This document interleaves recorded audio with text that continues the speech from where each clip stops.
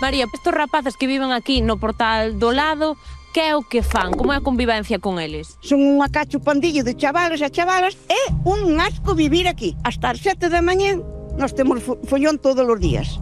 Ven o viernes, o sábado e o domingo, se expulsa a ir para a cama. Con tal de que o ano pasado, de tanta moto que tiñen aí e facían aí rallers de moto, non víamos a televisión galega. Mucho ruido, toda a noche, todo el día, gritos, temos niños, non se ha descansado. De noite fan as súas festas, pero a xente que temos que traballar realmente, pois temos que levantarnos cedo, non temos por que soportar estas cousas.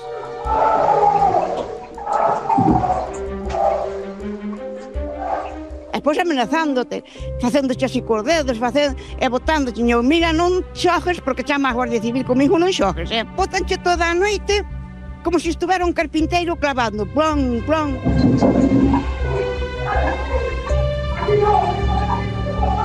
Que vos está xerando a vos como veciño? Pois intranquilidade, porque realmente non sabemos o que pode suceder. Porque é toda a noite, non? Sí, gran parte, sí. Luego por el día deben dormir un rato e a las 4 da tarde volven outra vez a escanar. Vimos que recentemente incluso estaba trancada a porta cun carrito da compra. Que foi que pasou?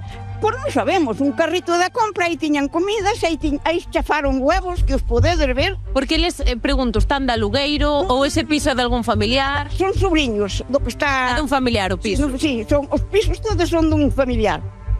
E aí non hai quen mire, non hai quen diga isto é meu, nin isto é daquilo, nin é polo outro.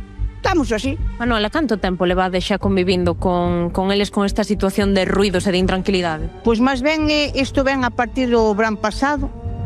Claro, estes chicos non sei se van ao colegio, se non van. E claro, e no verán, claro, teñen toda a festa, poden facer festas e todo eso, e están máis libres e pasan as cousas. María, estamos vendo agora eses cristais reventados. Como romperon esas ventanas? Porque veñen xogar pa aquí, a pedradas, e a escopeta de balís, e poñense aquí a ver quen apunta mellor. E tamén vemos que está todo pintado, non?